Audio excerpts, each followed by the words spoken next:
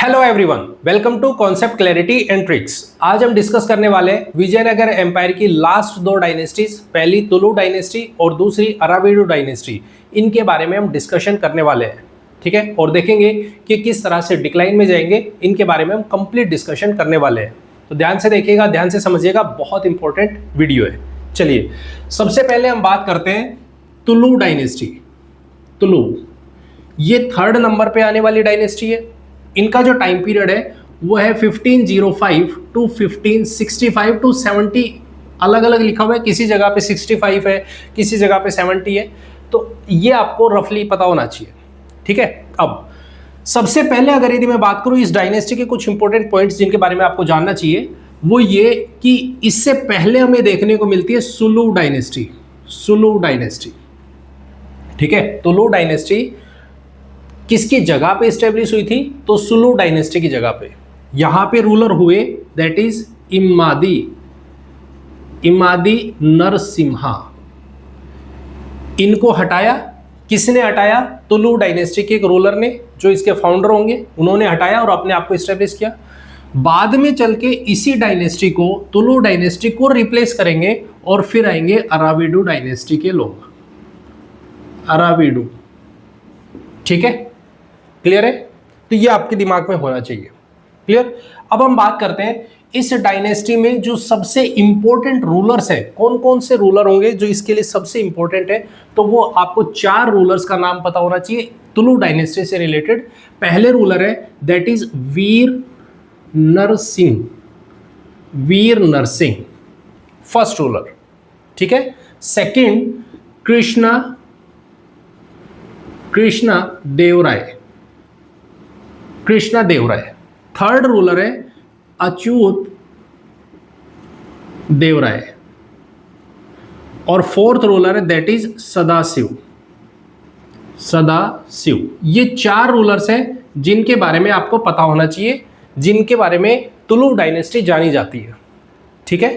तो हम एक एक करके अब रूलर्स को जानने की कोशिश करेंगे और समझेंगे कि उनके कंटेम्पररी कौन कौन रहे, उनके कोर्ट में कौन आए, इनके बारे में हम जानने की कोशिश करेंगे और क्या क्या काम किया कंप्लीट देखेंगे, ठीक है। चलिए, सबसे पहले हम बात करते हैं वीर नरसिम्हा के बारे में। देखो, ये जो रूलर है ये एक्चुअल में इस डायनेस्टी के फाउंडर है। वीर नरसिंह फाउंडर है तुलु डायनेस्टी के, ठीक है। इन्होंने क्या किया? इन्होंने सुलु डायनेस्टी का, सुलु डायनेस्टी के last ruler that is इमादी Narasimha, इनको हटाया और इनकी जगह पे खुद को इस्टेब्लिश किया। देखा कि भाई ये पावरफुल तो है नहीं, तो इनको हटाओ और खुद को इस्टेब्लिश करते हैं, ठीक है। अब ध्यान से सुनना, क्योंकि ये आ रहे हैं 1505 में, ये आ रहे हैं 1505 में। इसी टाइम पीरियड में हमें पोर्तुगीज की भी एंट्री देखने को मिलती है इंडिया में। इंडिया में पोर्तुगीज भी आ चुके हैं। वो कहां से आ रहे हैं? वो साउथ वाली साइड से ही आ रहे हैं। जब वो एंटर कर रहे हैं तो ऑब्वियस है एक ऐसा एम्पायर है, ध्यान से सुनना, एक ऐसा एम्पायर है जो बहुत बड़ा है और स्ट्रॉन्ग भी है, ठीक है। तो उससे रिलेशन बनाना भी बहुत अच्छी बात होगी। तो यहां पे पुर्तगीज इनके कोर्ट में एंटर करना शुरू करेंगे ताकि इनके साथ में रिलेशन अच्छे हो, ठीक है। तो हमें देखने को मिलेगा वीर नरसिंह के टाइम में अल्मेडा नाम के, अल्मेडा नाम के गवर्नर आए पुर्तगीज के, जो यहाँ पे इनके कोर्ट में आते हैं, इनसे मिलते हैं और इनके साथ में रिलेशन बेहतर करने की शुरुआत करेंगे कि इनके साथ में बैठना शुरू करेंगे कि ठीक है, धीरे धीरे आएंगे और ट्रेड के बारे में बात करना शुरू करेंगे कि हम यहाँ से कुछ सामान लेके जा सकते हैं, ठीक है। तो इस तरह से वीर नरसिंह को जाना जाता है। ये 3-4 पॉइंट है जो इनके बारे में पता होना चाहिए, सबसे इंपॉर्टेंट, क्लियर, ठीक है। अब बात करते हैं second ruler that is Krishna Devaraya. ये सबसे ज्यादा इंपॉर्टेंट रूलर है इस डायनेस्टी के। देखिए, second that is Krishna Devaraya, short form में लिख दिया है, ठीक है। देखो, सबसे प्रोमिनेंट, मोस्ट प्रोमिनेंट रूलर क्यों? देखो, समझो इनके सामने क्या चैलेंजेस थे और इनके कंटेम्पररी कौन है उनको समझिएगा। देखो, ये जो डायनेस्टी में रूलर आए हैं ये बैठे यहां पे साउथ में, इस जगह पे, ठीक है। कहां पे है? यहां पे कृष्णा देवराय है। डायनेस्टी है तुलु डायनेस्टी, विजयनगर एम्पायर है यहाँ पे, ठीक है। पहली चीज तो ये, इनके ऊपर जिनसे खानदानी लड़ाई चल रही है वो है बहमनी एम्पायर, बहमनी एम्पायर। दूसरी तरफ हमारे पास उड़ीसा वाला रीजन है जहां पे बैठे गजपति, ठीक है, उड़ीसा वाले रीजन में गजपति, इनके साथ भी कॉन्फ्लिक्ट है, इनके साथ भी कॉन्फ्लिक्ट है। और ऊपर अब सेंटर में जो दिल्ली वाला रीजन है जहां पे मुगल एम्पायर आ चुका है, बाबर एंटर कर चुके हैं, ठीक है। सेंटर में कौन आ गए? बाबर आ गए। यहां पे बहमनी एम्पायर है, यहां पे गजपति है, यहां पे बैठा है विजयनगर एम्पायर। और साथ में इसी जगह पे आने शुरू हो गए पोर्तुगीज। इनकी भी कोई प्रॉब्लम होगी, उनको भी सॉल्व करना पड़ेगा। पॉइंट क्लियर है? तो ये सारी चीजें इनके कंटेम्पररी हो रही है कृष्णा देवराय के टाइम पे, ठीक है। अब एक एक को जानने की शुरुआत करते हैं, समझते हैं क्या चल रहा है और क्या हो रहा है, ठीक है। देखो, बाबर ने अपनी एक बुक लिखी है जिसका नाम है बाबरनामा, बाबरनामा। इस बुक में हमें इंफॉर्मेशन मिलती है कि साउथ में एक रूलर हुए कृष्णा देवराय जो बहुत ही प्रोमिनेंट है, बहुत ही प्रोस्पेरस है, या हम ये कह सकते हैं एक स्ट्रॉन्ग रूलर है, ठीक है। कहाँ पे एग्जिस्ट करते हैं? साउथ में, विजयनगर एम्पायर में, ठीक है। पॉइंट क्लियर है इनसे रिलेटेड? तो आपको पता होना चाहिए कृष्णा देवराय के कंटेम्पररी एक रूलर है, दैट इज बाबर, ठीक है। क्लियर एकदम? अब यहां है बहमनी, इनके साथ में पिछले 200 साल से जो एक खानदानी, एक तरीके की खानदानी लड़ाई हो रही है वो इनके साथ चली हुई है, ठीक है। इस टाइम में जब कृष्णा देवराय एम्पायर इस्टेब्लिश करते हैं, अपना रूल में आते हैं, इस टाइम में इसमें डिसइंटीग्रेशन होना शुरू हो जाता है। डिसइंटीग्रेशन, डिसइंटीग्रेशन का मतलब इनमें आपस में जो नोबेलिटी के लोग हैं, नोबेलिटी, वो आपस में कॉन्फ्लिक्ट में है। वो अपने आप को कहते हैं कि मेरा रूल होना चाहिए, मैं स्ट्रॉन्ग, मैं स्ट्रॉन्ग, इस तरीके से ये खुद में ही डाइवर्जन क्रिएट कर रहे हैं। पहले ये कंप्लीट बहमनी एम्पायर है, अब ये कह रहे हैं नहीं, हमें अलग होना है, हमारा एम्पायर इतना होना चाहिए, हमारा एम्पायर इतना होना चाहिए। आगे चल के हम देखेंगे कि ये 5 पार्ट में टूट जाएंगे, ठीक है, वो हम आगे चल के देखेंगे। तो इसमें डिसइंटीग्रेशन हो रहा है, तो इसका ध्यान इस पे भी हो सकता है कि भाई चलो मैं पहले इसको तो निपटा लेता हूँ, फिर ये देख रहे हैं कि भाई इन पे अटैक करूंगा। देखो समझो, अगर मैं इन पे अटैक करूंगा तो कोई फायदा नहीं है, क्योंकि ये तो आपस में लड़ रहे हैं, पहले इनको अपना मामला निपटाने दो। अगर यदि ये नहीं हुए सेटल तो फिर मैं देखूंगा, उससे पहले मुझे एक काम करना चाहिए, पहले गजपति को सेटल करना चाहिए, इसे निपटाना चाहिए। तो इसने यहां पे अटैक किया गजपति पे। जब इन पे अटैक किया तो 4 बार, 4 टाइम्स इन पे अटैक किया और जीते। और जीतने से फिर इसने देखा कि ऐसे तो ये लड़ाई बार बार होती रहेगी, बार बार हमारे रिसोर्स खत्म होते रहेंगे, तो हम ऐसा करते हैं, इनके साथ में मैट्रिमोनियल अलायंस कर लेते हैं। मैट्रिमोनियल अलायंस, ठीक है, अलायंस कर लिए।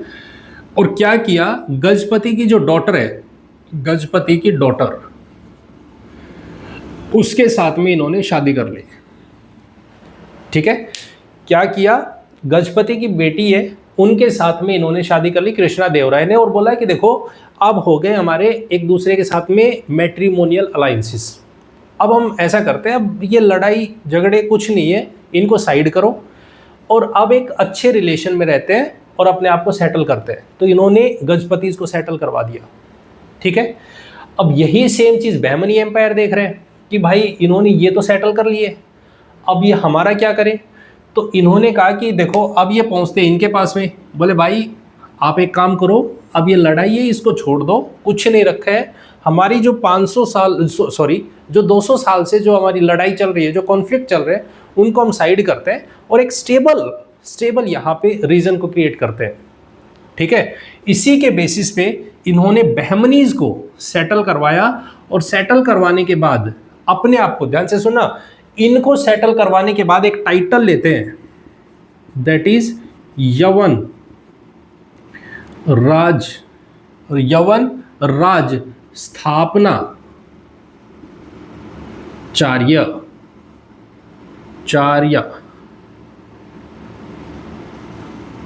यवन राज्य स्थापनाचार्य, यवन राज्य स्थापनाचार्य, स्थापनाचार्य।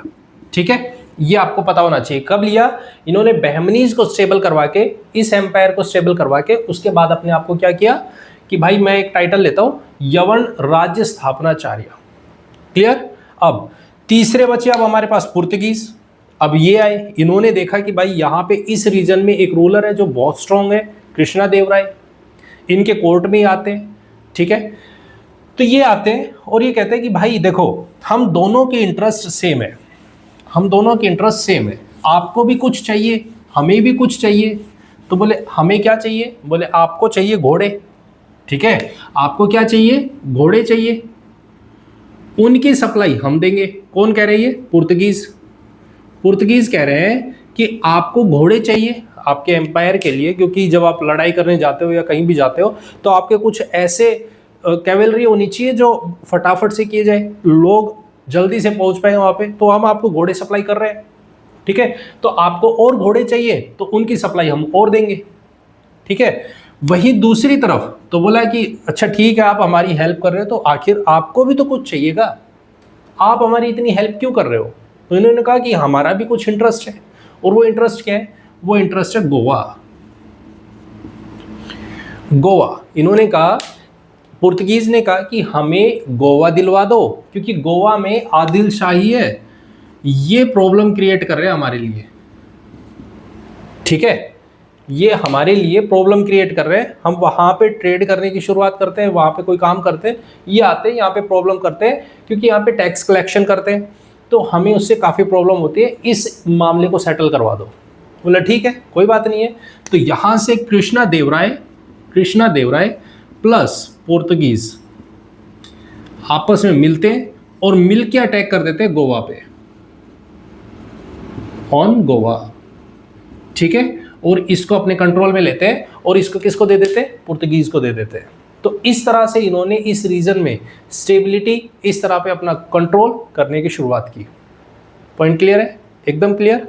अब बात करते हैं इनके कुछ कोर्ट के बारे में। इनके बारे में देखो, ध्यान से सुनना आप। यहां पे ये खुद एक अच्छे ऑथर है, बहुत अच्छे ऑथर है। पहला पॉइंट तो ये खुद में भी एक अच्छे ऑथर है, साथ में इनके कोर्ट में भी ऑथर बैठते हैं और वो 8 ऑथर बैठे हैं, जिनको हम अष्टदिग्गज के नाम से जानते हैं। अष्टदिग्गज। ठीक है, अष्टदिग्गज 8 लोग, 8 बड़े ऑथर्स जो इनके कोर्ट में बैठे हैं। ठीक है, साथ में इनके कोर्ट में कुछ पोर्तुगीज ट्रेवलर्स भी आ रहे हैं। ठीक है, ये बहुत इंपॉर्टेंट है, आपको इनके बारे में जानना है। कृष्णदेवराय खुद में भी बहुत अच्छे ऑथर है, इसीलिए सबसे ज़्यादा प्रोमिनेंट रूलर्स में काउंटिंग हो रही है इनकी। ठीक है, अब ये ऑथर है तो कुछ ना कुछ तो लिखा होगा इन्होंने। ठीक है, तो सबसे पहली चीज़ तो अगर यदि मैं बात करूँ, इन्होंने 3 बुक जो लिखी है वो कौन कौन सी हैं, उनका नाम आपको पता होना चाहिए। पहला है जामवती कल्याणम। एक बुक आपको ये पता होनी चाहिए, जामवती कल्याणम। सेकंड है उषा परिणयम। और third book that is most important, जो तेलुगु लैंग्वेज से रिलेटेड है, आमुक्त माल्यदा। ये 3 बुक्स आपको इनसे रिलेटेड पता होनी चाहिए। ये जो दोनों की दोनों बुक्स हैं, ये है संस्कृत की, और ये जो बुक है ये है तेलुगु। ठीक है, आपसे पूछा जाएगा कि बताइए संस्कृत की कृष्णदेवराय की लिखी हुई कौन सी बुक है, ऑप्शन में आपको दे दिया जाएगा इस तरीके से, तो आपको ये पता होना चाहिए। ठीक है, 3 बुक जिनके बारे में कृष्णदेवराय लिखते हैं। अब बात करते हैं इनके कोर्ट में जो 8 दिग्गज लोग, जो एक तरीके से हम ये कह सकते हैं इनके कोर्ट में बैठते थे, उनमें आपको 2 इंपॉर्टेंट नाम पता होने चाहिए। पहला नाम है जो आपको पता होना चाहिए, आलसी पेदन्ना।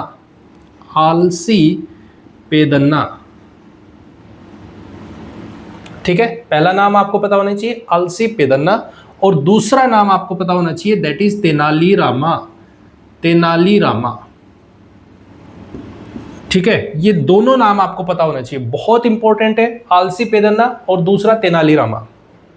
ठीक है, आलसी पेदन्ना ये माने जाते हैं father of Telugu language, father of Telugu language, Telugu language के फादर माने जाते हैं आलसी पेदन्ना। ठीक है, अब इन्होंने कुछ बुक भी लिखी होगी। ठीक है, इनकी जो बुक है वो आपको पता होना चाहिए, दैट इज हरि कथा। एक बुक है दैट इज हरि कथा, और जो सेकंड बुक है, second book that is Manu चरित्र। मनु चरित्र, दो बुक्स आपको पता होनी चाहिए आलसी पेदन्ना से रिलेटेड। कौन कौन सी? हरि कथा और दूसरी मनु चरित्र। किससे रिलेटेड है? तेलुगु लैंग्वेज से। अब आप बात करते हैं तेनाली रामा से, तो ये कौन है? ये ऑथर है, इन्होंने बुक लिखी है दैट इज महामात्र, पांडुरंग महामात्र, पांडुरंग, पांडुरंग महामात्र। ठीक है, अब ये क्या है, क्या बताना चाहते हैं? ये बताना चाहते हैं कि जैसे जो अंधविश्वास है एक तरीके से जो लोगों में फैला हुआ है, ठीक है, उससे बाहर निकालने की कोशिश करते हैं कि कुछ नहीं रखा है, आप जो ये अंधविश्वास मान रहे हो, जिसको आप फॉलो करने की कोशिश कर रहे हो, ये कुछ नहीं होता है, उसको मत मानिए। ठीक है, तो तेनाली रामा और आलसी पेदन्ना, इन दोनों के बारे में आपको पता होना चाहिए, बहुत इंपॉर्टेंट है। क्लियर? अगर मैं बात करूं तो इनके पुर्तगीज ट्रैवलर जो इनके कोर्ट में आए, तो एक नाम आपको पता होना चाहिए, दुराती बारबोसा, जो इनके कोर्ट में थे। हमने इनके बारे में पढ़ा भी है, पीछे हमने देखा है, तो ये कंटेम्पररी है, पता होना चाहिए आपको, दुराते बारबोसा। ठीक है, किसके कोर्ट में है? तो इनके में। और दूसरे आपको नाम पता होना चाहिए, डोमिंगो, डोमिंगो पाइस। ये दोनों के दोनों नाम आपको पता होना चाहिए। दोनों क्या है? पुर्तगीज ट्रैवलर है जो इनके कोर्ट में आ रहे हैं। क्लियर? तो ये चीजें आपको पता होनी चाहिए। अब एक चीज देखो, इस टाइम में संस्कृत लैंग्वेज भी है, इस टाइम में तेलुगु लैंग्वेज भी है, ये सारे के सारे डेवलप हो रहे हैं एक साथ। तो इसी टाइम पीरियड को, ये जो टाइम पीरियड है, ये टाइम पीरियड बोला जाता है कि संस्कृत का, तेलुगु का, कन्नड़ का बहुत ही ज़्यादा, एक तरीके से हम ये कह सकते हैं, फ्लोरिश टाइम हुआ है। ठीक है, बहुत इंपॉर्टेंट टाइम रहा है। ठीक है, जहाँ पे ये सबसे ज़्यादा डेवलप करती है। ठीक है, तीनों एक साथ डेवलपमेंट हो रही है। पॉइंट क्लियर है? तो कृष्णा देवराय से रिलेटेड आपको ये सारे पॉइंट्स पता होने चाहिए जो बहुत ज़्यादा इंपॉर्टेंट है। अब बात करते हैं इनके नेक्स्ट रूलर की, दैट इज अच्युत देवराय। ये क्या है? देखो, अच्युत देवराय एक्चुअल में इतने कोई खास रूलर नहीं रहे, ADR। ठीक है, इतने स्ट्रॉन्ग रूलर भी नहीं है। ये धीरे धीरे इस टाइम में ये डिक्लाइन में जाना शुरू कर देते हैं और इनका जो इफेक्ट है वो कम होना शुरू हो जाता है, डिक्रीजेस। ठीक है, आपको क्या पता होना चाहिए, यहां से जब ये अपना रूल खत्म करेंगे तो प्रॉब्लम आएगी, रूलर किसको बनाया जाएगा। इनके टाइम में नूनीज, आपको पता होना चाहिए, नूनीज आते, जो किसके टाइम में आते? अच्युत देवराय के टाइम में। एक और पॉइंट आपको इनके बारे में पता होना चाहिए, इनके कोर्ट में पुरंदर दास करके एक म्यूजिशियन, जिसको हम कह सकते हैं म्यूजिशियन है, जो इनके कोर्ट में बैठे हैं, जो कि कर्नाटका म्यूजिक के फादर बोले जाते हैं। कर्नाटका म्यूजिक के father of Karnataka music, that is Purandara Dasa. वो किसके कोर्ट में थे? अच्युत देवराय के कोर्ट में। ये आपको बहुत इंपॉर्टेंट पता होना चाहिए, ये नाम इनसे रिलेटेड सबसे ज़्यादा इंपॉर्टेंट है। ठीक है, क्या नाम है? पुरंदर दास। किनके कोर्ट में? अच्युत देवराय के कोर्ट में। किसके लिए जाने जाते हैं? Father of Karnataka music. ठीक है, पॉइंट क्लियर एकदम? ठीक है, अब प्रॉब्लम क्या है? प्रॉब्लम ये है कि हमारे सामने दो सिचुएशन है। एक, कृष्णा देवराय, इनके बेटे हैं, दैट इज सदाशिव, और दूसरे हैं कृष्णा देवराय के अलावा अच्युत देवराय, इनके बेटे हैं, दैट इज वेंकट। ठीक है, अब इन दोनों में किसको रूलर बनाया जाए? दोनों में क्या हम सदाशिव को रूलर बनाएं या फिर वेंकट को रूलर बनाएं? प्रॉब्लम तो अब ये आ गई। तो इसी चीज को हमारे पास देखते हुए कृष्णा देवराय का एक सन इन लॉ है। सन इन लॉ कौन है? कृष्णा देवराय के सन इन लॉ। उनका नाम क्या है? दैट इज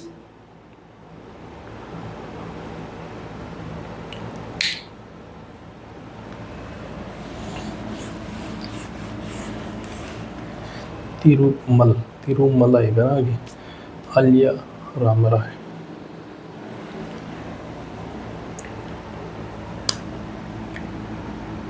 अब प्रॉब्लम आ रही है, इनके बाद अगले रूलर कौन होंगे? इनके बाद अगले रूलर किनको बनाया जाए? क्यों? क्योंकि यहां पे एक तो है कृष्णा देवराय के बेटे, इनका नाम है सदाशिव। सदाशिव। वही दूसरी तरफ अच्युत देवराय के बेटे हैं, दैट इज वेंकट। अब इन दोनों में से, क्योंकि दोनों छोटे हैं, अब दोनों में से किसको रूलर बनाए? प्रॉब्लम तो ये आ रही है। अब इसका सॉल्यूशन क्या किया जाए? तो यहां पे कृष्णा देवराय के सन इन लॉ है। सन इन लॉ कौन? दैट इज राम राय, रामा राय। इन्हीं को आलिया रामा राय भी बोल देते हैं, ठीक है। सन इन लॉ के लिए आलिया वर्ड यूज किया जाता है, तो रामा राय, ठीक है। सदाशिव ये इनको फेवर कर रहे हैं, तो इन्होंने क्या किया? इन्होंने वेंकट को टपका दिया, कहा कि भाई आप साइड हो जाओ, आपका कोई रोल नहीं है, हम आपको हटाते हैं। तो इनको लाइन किया कि आप साइड हो जाइए, और उनकी जगह पे बिठा दिया सदाशिव को कि सदाशिव हैं, ये छोटे बच्चे हैं। मेन चीज़ तो वही है ना, छोटे बच्चे हैं, तो रूल किसके हाथ में होगा? सारा रूल सदाशिव के हाथ में होगा। तो इस वजह से राम राय ने इनको बिठाया कि आप बैठो गद्दी पे, आप हमारे रिलेटिव हो तो आप बैठ जाओ, ठीक है। तो अब अगले रूलर बनते हैं, दैट इज सदाशिव। अब समझना यहां पे खेल, सदाशिव आ गए, रूलर बन गए सदाशिव। अब क्या होगा? यहां पे राम राय मेन मिनिस्टर है, मेन मिनिस्टर एक तरीके से हम ये कह सकते हैं, ठीक है, ठीक है। अब ये क्या गेम करेंगे? क्योंकि सारी की सारी पावर इनके हाथ में, ये छोटे बच्चे हैं, इनको बोला कि भाई देखो आप बैठे हो, आप टेंशन मत लो, सारी चीज़ें हम संभाल लेंगे, बस आपको इतना काम करना है, गद्दी पे बैठे रहो एज ए रूलर। हमें कोई पूछे कि रूलर कौन है, तो हम कह देंगे सदाशिव है, लेकिन रूल कौन चलाएगा? राम राय, ठीक है। डियर जीजाजी, एक तरीके से हम ये कह सकते हैं, डियर जीजाजी रूल चला रहे हैं, ठीक है। अब ये क्या सोच रहे हैं?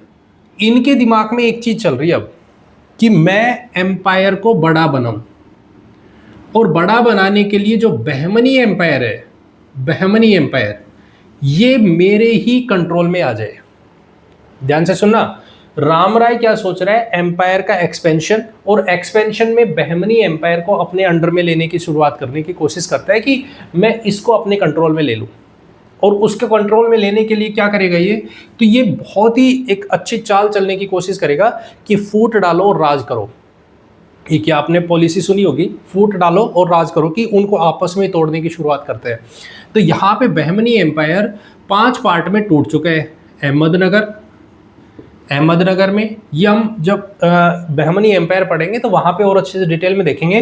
अहमदनगर, बीजापुर, ठीक है। उसके बाद हमें देखने को मिलेगा बीदर, गोलकोंडा, गोलकोंडा और बरार। ये 5 टुकड़े हमें देखने को मिलेंगे जिसमें बहमनी एम्पायर टूट जाएगा। यहाँ पे अलग अलग शाही डायनेस्टीज होंगी, ठीक है। तो ये क्या सोच रहा है कि मुझे इनको अपने अंडर में लेना है, कंट्रोल में लेना है, तो मैं क्या करूं? तो इसने प्लान बनाया कि एक काम करता हूं, इनको आपस में तोड़ता हूं, इनको आपस में लड़वाने की शुरुआत करता हूं, ठीक है। तो ये क्या कहेगा? ये जाएगा सबसे पहले अहमदनगर के पास, यहां जाके, क्योंकि ये आपस में एक दूसरे से बात नहीं करते, एक दूसरे से इनकी बातें नहीं होती है, तो इसी का फायदा उठाने के लिए ये क्या सोच रहे हैं? अहमदनगर के पास गया, यहाँ शाही डायनेस्टी है, उनको बोला कि देखो चारों जो भी डायनेस्टीज है, बाकी के जो 4 लोग हैं वो आपको बिल्कुल पसंद नहीं करते हैं, वो आपको देखना भी नहीं चाहते हैं। तो एक काम करते हैं, मैं और आप दोनों मिलते हैं और फिर इन चारों पे अटैक करते हैं और इनको जीत लेते हैं। अहमदनगर को बोला अहमदनगर खुश हो गया कि मेरे को विजयनगर एम्पायर का सपोर्ट मिल रहा है तो हम इनको जीत लेते हैं। ठीक है, पॉइंट क्लियर है। फिर दूसरी तरफ गया बीजापुर के पास, बोला कि भाई देख, तेरे को ये बाकी के जो 4 हैं वो तेरे को बिल्कुल पसंद नहीं करते। सेम बात जैसा यहां बोला, सेम बात यहां, क्योंकि इनको आपस में लड़वाने की शुरुआत, क्योंकि एक दूसरे के अपोजिट बनाने के लिए ये सारे के सारे पॉइंट से रखने लग रहे हैं। और सेम बात बोल रहे हैं इसको भी, सेम बात बोल रहे हैं बीदर को भी, सेम बात बोल रहे हैं गोलकोंडा को भी। फिर ये पहुंचा लास्ट में बरार के पास, क्योंकि आपस में बातें तो करते नहीं थे, और बातें नहीं करते तो जो भी दिमाग में जो भी नेगेटिव पॉइंट्स भर दिए वो नेगेटिव इनके उबाल लेके आएंगे। ठीक है, तो अब होगा क्या, ये पहुंचा बरार के पास, बोला देखो बाकी के जो 4 हैं वो तुझे बिल्कुल पसंद नहीं करते। बोला अच्छा ठीक है। बोल क्यों, मेरे को पसंद क्यों नहीं करते? बोल नहीं, तेरे को देख के भी खुश नहीं है, वो तेरे से ये चाहते हैं कि तेरा वाला जो एम्पायर है वो भी इनके कंट्रोल में आ जाए। तो अब इस तरीके का थॉट प्रोसेस इसके भी दिमाग में डाल दिया। लेकिन अब प्रॉब्लम क्या थी, बोला कि एक काम करते हैं, हम दोनों के दोनों मिलते हैं, मैं और आप, और इन 4 के ऊपर अटैक करेंगे और इनको डिफीट करेंगे। अब इस तरीके का थॉट प्रोसेस इसके भी चल रहे हैं। लेकिन ये अकेला बैठ के सोच रहा है कि देखो, ना तो मेरा इनके साथ में कोई कॉन्फ्लिक्ट है, ना मैं इनके साथ में किसी तरीके का या कोई प्रॉब्लम क्रिएट कर रहा हूँ, मैं अपना काम कर रहा हूँ, अपनी जगह पे बैठा हूँ, तो फिर मेरे बारे में ये ऐसा सोच क्यों रहे हैं? तो एक काम करते हैं, मैं चलता हूँ इनके साथ में, मीटिंग करता हूँ, बातें करता हूँ और पूछता हूँ कि भाई आखिर आपको मुझसे प्रॉब्लम क्या है। इसने सोचा कि मैं बात ही कर लेता हूँ यार, लड़ाई करूँगा, मैं विजयनगर एम्पायर के साथ में मिलकर इनके ऊपर अटैक करूंगा, इससे अच्छा मुझे एक बार बात कर लेनी चाहिए। हो सकता है उनके दिमाग में कोई नेगेटिव पॉइंट हो तो हम उसको बैठ के सुलझा भी सकते हैं, जब आराम से बात हो सकते हैं तो उसको कर लेना चाहिए।